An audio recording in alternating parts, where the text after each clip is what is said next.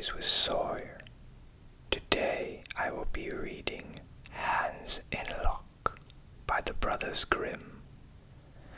Hans had served his master 7 years and at last said to him, "Master, my time is up.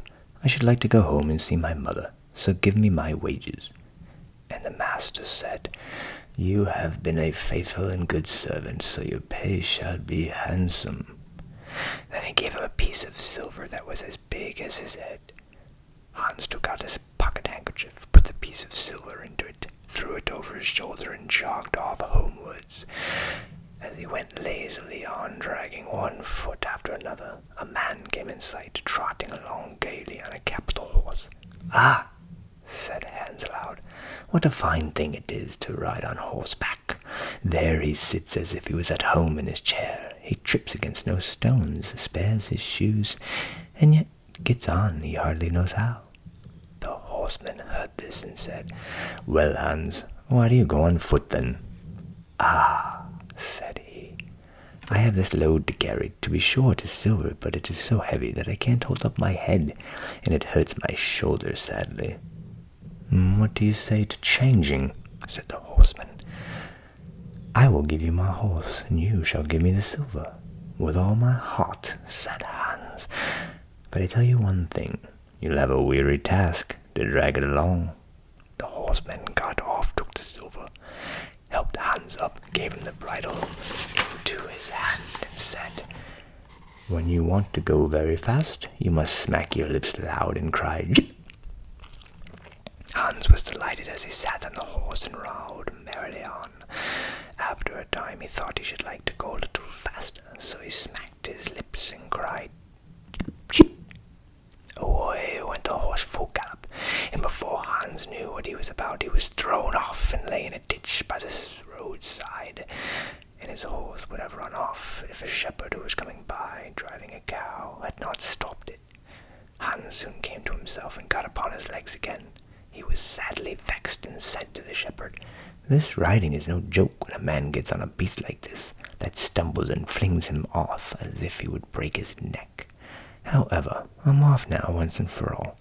I like your cow a great deal better. One can walk along at one's leisure behind her and have milk, butter, and cheese every day into the bargain. What would I give to have such a cow?" "Well," said the shepherd, "if you are so fond of her, I will change my cow for your horse." "Done," said Hans merrily.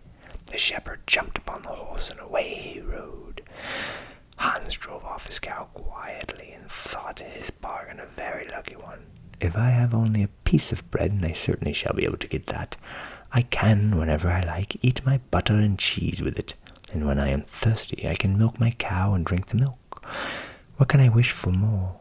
When he came to an inn he halted, ate up all his bread, and gave away his last penny for a glass of beer. Then he drove his cow towards his mother's village, and the heat grew greater as noon came on, till at last he found himself on a wide heath that would take him more than an hour to cross, and he began to be so hot and parched that his tongue clave to the roof of his mouth. "I can find a cure for this," thought he. "Now will I milk my cow and quench my thirst." So he tied her to the stump of a tree and held his leathern cap to milk into, but not a drop was to be had. While he was trying his luck and managing the matter very clumsily, the uneasy beast gave him a kick on the head that knocked him down, and there he lay a long while senseless. Luckily a butcher soon came by, driving a pig in a wheelbarrow. "What is the matter with you?" said the butcher as he helped him up. Hans told him what had happened, and the butcher gave him a flask, saying, "There, drink and refresh yourself. Your cow will give you no milk. She is an old beast, good for nothing but the slaughterhouse." "Alas, alas," said Hans, "Who would have thought it? If I kill her, what's she good for? I hate cow beef. It is not tender enough for me. If it were a pig, now, one could do something with it. It would be at any rate make some sausage." "Well," said the butcher, "to please you, I'll change and give you the pig for the cow." "Heaven reward you for your kindness," said Hans as he gave the butcher the cow, and took the pig off the wheelbarrow and drove it off, holding it by the string that was tied to its leg. So on he jogged, and all seemed now to go right with him. He had met with some misfortunes, but to be sure he was now well repaid for all. The next person he met was a countryman carrying a fine white goose under his arm. The countryman stopped to ask what o'clock it was, and Hans told him all his luck, and how he had made so many good bargains. The countryman said he was going to take the goose to a christening. "Feel," said he, "how heavy it is, and yet it is only 8 weeks old. Whoever roasts and eats it may cut plenty of fat off it, it has lived so well." "You're right," said Hans as he weighed it in his hand, "but my pig is no trifle." Meantime the countryman began to look grave and shook his head. "Hark ye," said he, "my good friend, your pig may get you into a scrape. In the village I just come from, the squire has had a pig stolen out of his sty. I was dreadfully afraid when I saw you that you had got the squire's pig. It will be a bad job if they catch you. The least they'll do will be to throw you into the horse pond." Poor Hans was sadly frightened. "Good man," cried he, "pray get me out of this scrape. You know this country better than I. Take my pig and give me the goose." "I ought to have something into the bargain," said the countryman. "However, I will not bear hard upon you, as you are in trouble." Then he took the string in his hand and drove off the pig by a side path, while Hans went on the way homewards free from care. "After all," thought he, "I have the best of the bargain. First there will be a capital roast, then the fat will find me in goose grease for 6 months, and then there are all the beautiful white feathers. I will put them into my pillow, and then I am sure I shall sleep soundly without rocking. How happy my mother will be." As he came to the last village he saw a scissor grinder with his wheel working away and singing, "O'er hill and o'er dale, so happy I roam, work light and live well, all the world is my home. Who's so blithe, so merry as I?" Hans stood looking for a while, and at last said, "You must be well off, Master Grinder. You seem so happy at your work." "Yes," said the other, "mine is a golden trade. A good grinder never puts his hand in his pocket without finding money in it. But where did you get that beautiful goose?" "I did not buy it, but changed a pig for it." "And where did you get that pig?" "I gave a cow for it." "And the cow?" "I gave a horse for it." "And the horse?" "I gave a piece of silver as big as my head for that." "And the silver?" "Oh, I worked hard for that 7 long years."